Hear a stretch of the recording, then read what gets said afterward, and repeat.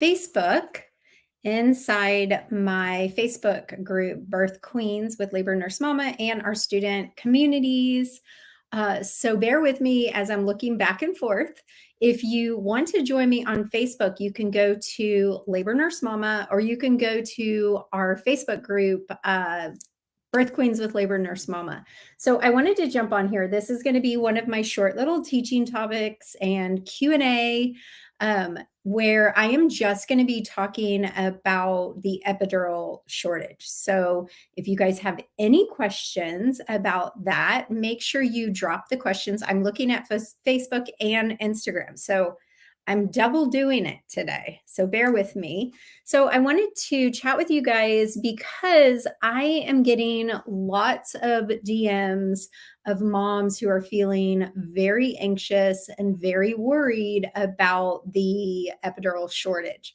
So if you're one of them, let me know and give me your questions. So someone just asked me, does this affect my C-section? No, absolutely not.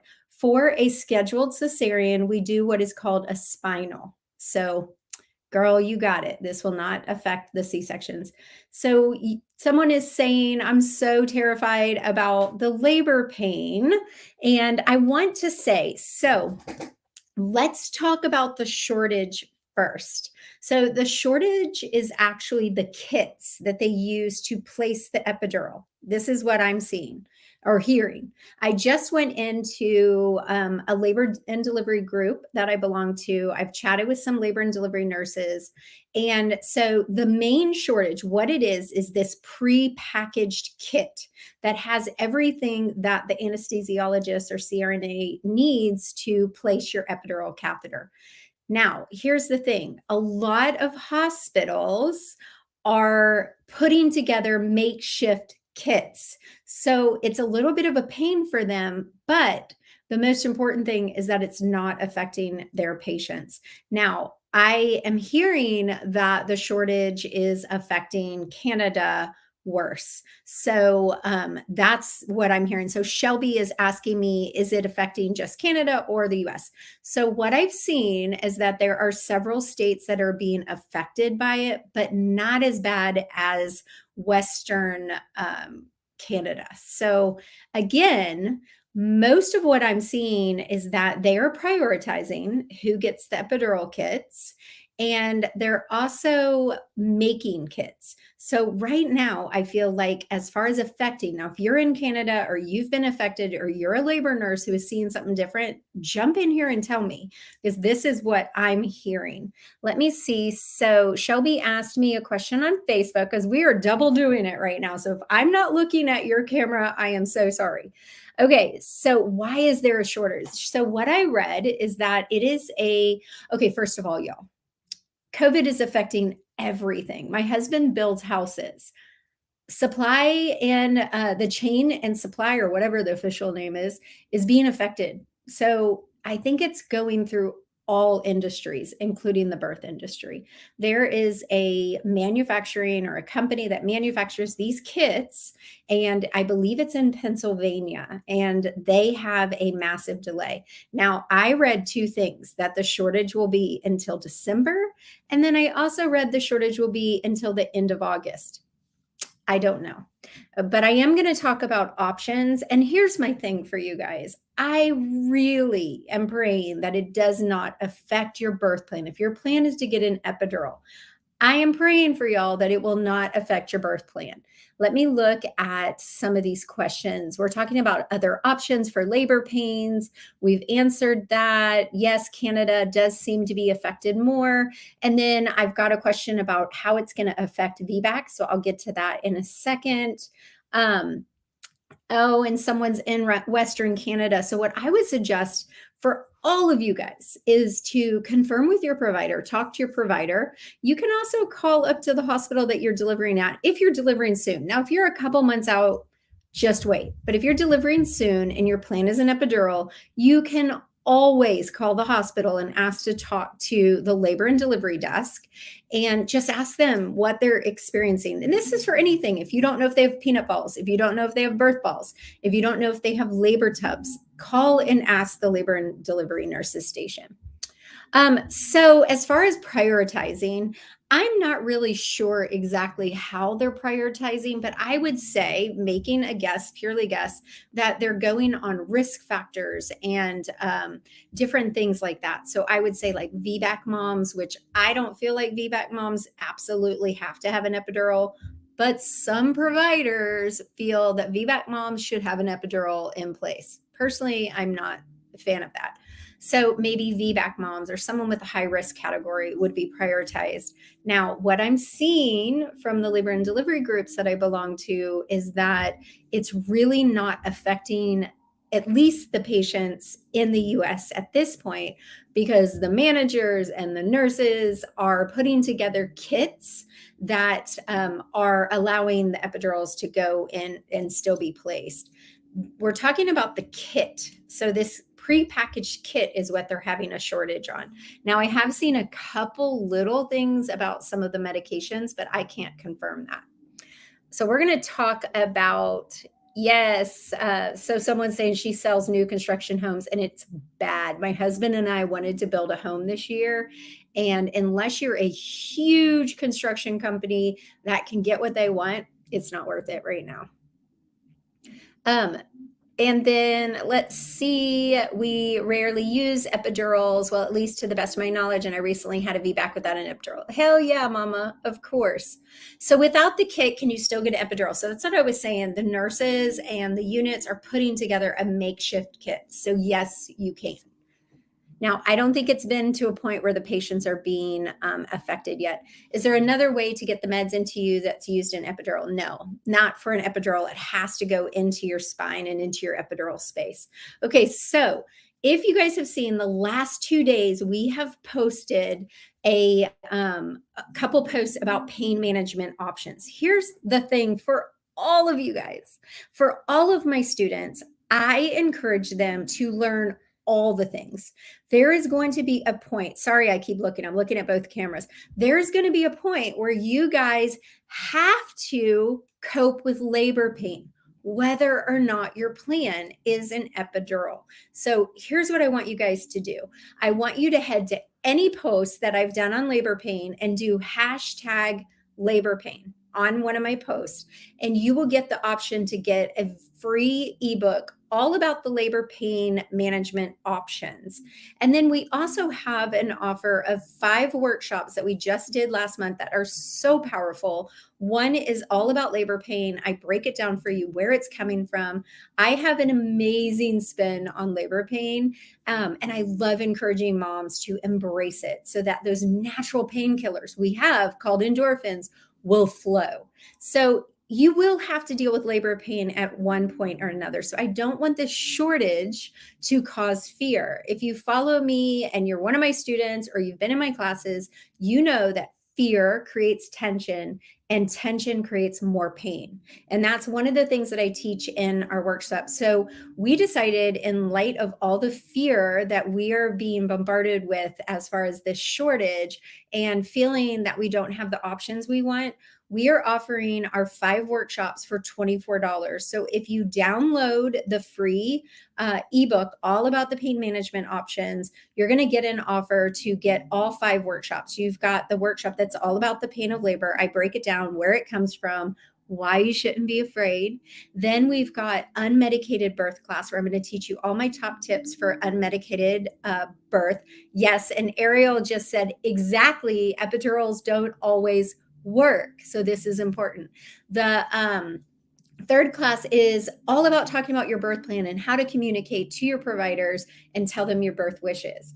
And then the 4th class is our labor coping tips. And me and my team doula teach you guys practical coping tips that you can use in your birth. And then the last class is all about pushing and my favorite pushing positions. And I may embarrass myself a little, but I'm teaching you how to do my favorite pushing positions on video. Kind of funny. And it's $24 for all 5 classes. They're around an hour each, 40 minutes to an hour. So you guys can grab them. Just go to one of my pain posts that I put on Instagram and hashtag labor pain, and then sign up for the free ebook, and you'll get an offer to get all 5 of those 5 hours of labor coping classes for $24. So this is a special because I know y'all are freaking out and I don't want you guys to be afraid. I want you to embrace your birth. All right, let me see if anybody has any questions. Yes, Ariel saying totally worth it. Let me see. Anybody have any questions? What about, let's see. Yeah, Ariel said Trish makes you feel like a badass woman because you are a badass woman. I love it. So let me hear what you guys, anybody, as a doula, epidurals don't always work. Yes, Steph. Yes, absolutely. I tell my students there is nothing worse than a labor patient who was prepared. Look at me, I'm going crazy. Was prepared for an epidural and they end up being unmedicated, whether the epidural didn't work or whether the anesthesiologist was busy and didn't get to them in time, or their labor went too fast to get an epidural, or their epidural had a hot spot. Those patients come in thinking the epidural is the answer to my life, and they find out that it might not be. So everyone needs to be prepared for coping with the pain of labor. So if you download the free ebook, I've got all the different pain options. I walk through our natural narcotics. We have natural endorphins that are our pain narcotics that our body produces, right? It's like having a narcotic on board that our body does for us during labor, and it surges through your contractions. How incredible is that? So inside this labor pain management book, you're going to get, I'm going to talk about the endorphins. I'm going to talk about coping skills. And then if you take the offer for all 5 classes for $24, we're going to teach you, I think it actually ends up being 5 pain coping techniques. I teach you my favorite breathing technique. I'm going to teach you my favorite relaxation technique for the peak of the contraction. We talk all about the contractions. I promise you, you will go into your birth a lot less fearful. In this epidural shortage, you're going to be like, who cares? All right, let's see. Anybody else have a question? I'm trying to keep these teaching topics to 15 to 20 minutes so you guys aren't on here forever. Let's see. As always, if you guys have another question, send me a DM. I'm supposed to be delivering my second baby any day now, 9 days at the most. I had the epidural with my first. It was such an amazing experience. What's the best alternative for the epidural? So we talked about this a little bit in my happy hour for my students today. So there's a couple different pain management plans that you can do that are medicated. One is the IV narcotics, and I break that down in the ebook as well. I'm not a huge fan of IV narcotics because what I see with patients is that it works the first dose, but after that, not so much. I also see that it messes with your mental mindset, and mindset is 90% of your birth.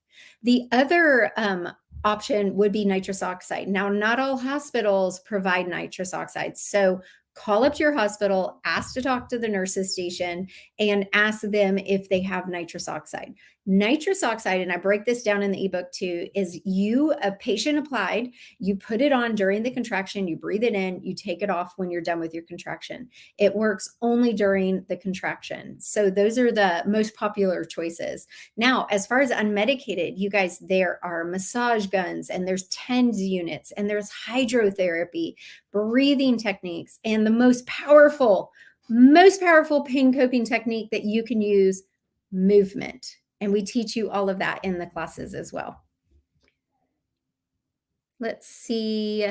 VBAC hopeful moms who end up needing a C-section. So if you are going unmedicated for your VBAC, which if you want to, girl, do it.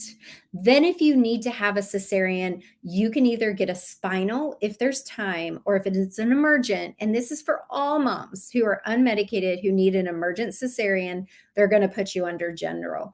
But most of the time, you're going to have time to get a spinal, which does not need the tubing and all the stuff we need. Let's see. All right. Anybody else have any questions before I hop out? Oh, thank you so much. Someone said she loved the podcast.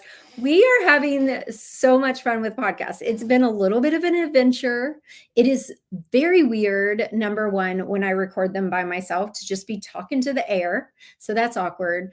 But it's been a lot of fun. And I really love the podcast. So if you aren't following our podcast, we are the birth experience with Labor Nurse Mama on all the platforms.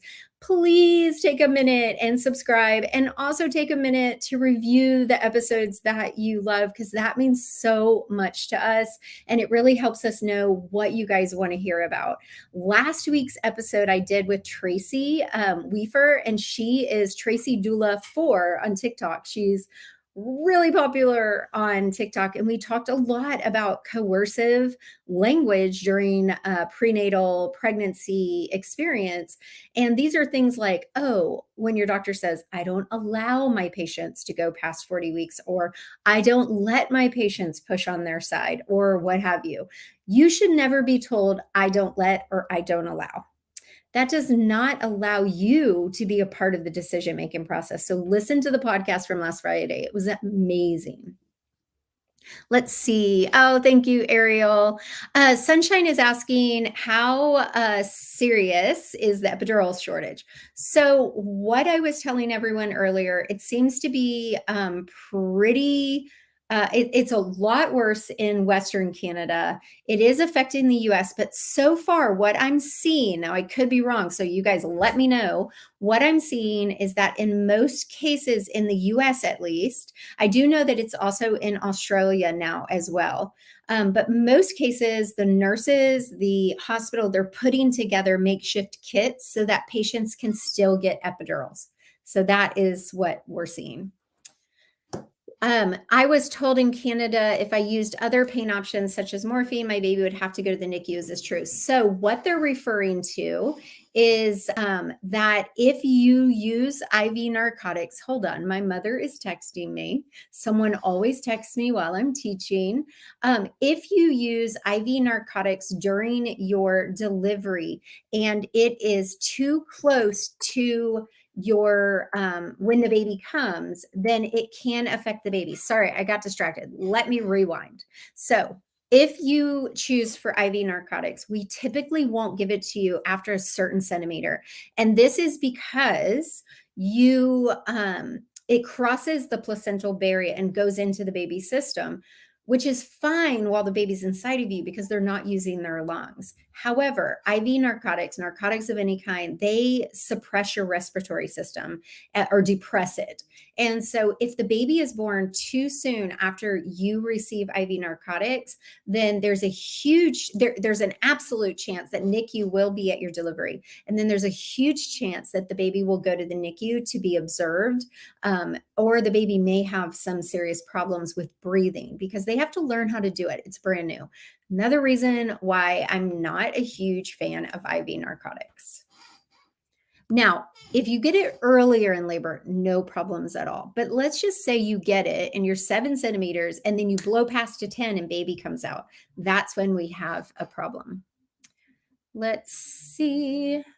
What else do we have?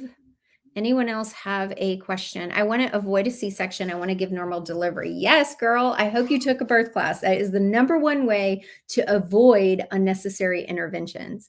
If I had back labor, is it possible to go natural if that happens again? Yes, it is. But let me tell you, typically, Christina, when you have back labor, intense back labor, that means the baby might be in a malposition or not in there quite right. So that's when you want to do things like spinning babies, promotes, or we have a class called purposeful positioning where we teach you different positions to get baby into proper alignment. But yes, you can. Does the epidural have any side effects? Yeah, they do have some side effects. The most common side effect that I see is mama's blood pressure tanking, dropping.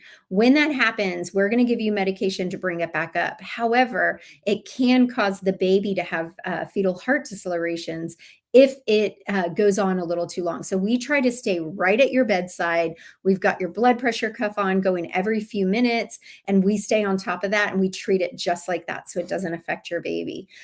Some women find that they have heaviness in their legs or they just don't feel right afterwards. There's also some epidural shakes, which a lot of women are not prepared for. And this is while your epidural's in place and running, you might just have uncontrollable shaking. So if any of you guys have that, give me a heart or give me something, because it can be quite a beast and women do not like it. Sometimes itching. And then one of the more severe common reactions is a spinal headache. So if you start feeling like you have a severe headache or a really bad headache, let them know right away. Let's see. So I'm trying to read this. Sorry. Yes. So Ariel said it's no fun with the shakes. And then Ollie, are you saying that you have low amniotic fluid? I'm trying to read that, but I don't know why that's not coming through right. It looks strange.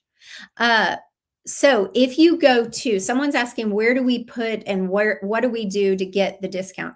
So I'm going to show you. If you go to any of the posts that I've posted the last few days, you can go to the one that says, what are your pain management options? Or the post that says, are you worried about the epidural shortage? If you comment with hashtag labor pain, you're going to get a link to get the ebook. After you get the ebook, and it's free, you're going to get an offer to get all 5 classes for $24. Otherwise, I can send you the link to get the classes. If you send me a DM, I can send it to you as well. So sometimes technology works, sometimes it does not work. But if you go to any of my posts and comment hashtag labor pain, you're going to get the free pain management book where we'll go over everything I talked about plus a lot more. And then on the thank you page, you're going to get an offer to get the 5 pain coping classes, all about labor pain coping techniques, pushing techniques, birth plan conversations, and an unmedicated birth class. Here's my thing for all of you guys. Epidural shortage or not, epidurals are not guaranteed. They don't always work. You don't always have time to get one. You might show up at the hospital and there's 6 mamas ahead of you. So you want to have a plan B, always. All right, I'm going to add that for you. Let me find it. Let me get it. Copy. There you go. I just added it in the comments on Facebook and you can get the classes. If you want the ebook, go to any of the posts and put hashtag labor pain. All right. Does anybody have any more questions? Let me see. So Southwest Virginia, she's saying that no one's talking about it. I did see someone in Virginia post, one of the labor nurses, saying that they are making makeshift kits, but I don't know what part of Virginia. I know I saw Kentucky, Georgia, Washington, Virginia, Illinois. I'm trying to think. I saw about 7 or 8 states that were talking about it. How about if I try to deliver without pain meds, but end up needing a C-section? No, you would not have to go under general unless it's an emergent C-section. If it's an emergent C-section, then we're going to use general if you don't have an epidural on board, or if we don't have time to do a spinal, but typically you're going to have time for a spinal.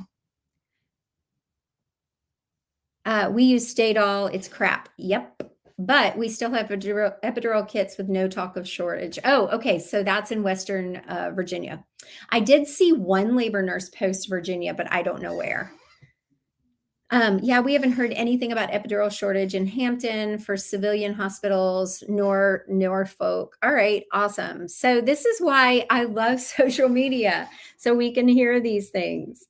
Yay. So if any of my nurses who are on here who are experiencing shortage, let us know how you are handling that.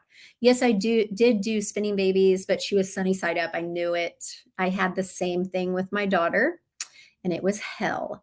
And they didn't know until I was in labor. I really wanted natural birth as my first was terrible. So I did, my daughter was also a straight OP, sunny side up, and I was unmedicated. But here's what happened to me. My labor nurse was new. I was not a labor nurse yet. I was a labor nurse yet, but not trained well. And I didn't know the signs of a baby that was malpositioned. And because she was my fifth baby, they wouldn't let me move. I really believe had I been able to move, had I been able to get into hands and knees and do all the things, I could have turned her. So Ariel saying she hasn't heard for Kansas yet. All right, you guys, I'm going to get off here in a few minutes. Is it true you get back pain in the future with epidurals? So I've heard some moms say that they had back pain related to the epidurals. I'm not sure how they know that it's related to the epidural. I do have a theory that a lot of women who experience pain in their hips and backs after an epidural, that the culprit may have been positioning during pushing. And what I have seen and what we try to prevent is that a lot of times those who are holding your legs while you're pushing, or if you're pushing in stirrups, which is not a natural position, your hips may be overextended. So you want to be really cautious that you're pushing in a way that would be natural if you didn't have an epidural. So what I always do is I have the partners or the coaches just help, like your leg will just lay on their arm, but they don't hold, they don't hold your legs. And then you pull your legs. They don't push your legs. They don't move them. They just support them. And then you move your legs. That can prevent a lot of the back pain issues, the hip issues, the pelvic issues. Also, getting out of lithotomy position can help all of that as well. All right, let's see. I'm around a month away from delivery. My first birth, I got an epidural late, but it only helped the left side of my body. I call that a hot spot. Is there a way to avoid this? So if you have a true hot spot, a lot of times it won't cover it. However, if you have it and it covers one side, then you want to roll to the side that is not being covered. The epidural medication works by gravity. So get on the side that feels the pain and it should flow to that side. Also, talk to your anesthesiologist. If you guys had any problems with your epidural the first time, talk to the anesthesiologist and they can help you work through that. All right, I'm going to take one more question. I may do a C-section due to multiple fibroids removal. Do I need to take an epidural? No, they'll do a spinal. All right, you guys, it was nice seeing you. I will not be doing a teaching topic next week, but I will be back the following Wednesday at 2. As always, I love you guys. Make sure you join our birth classes. We'd love to have you. Have a great day.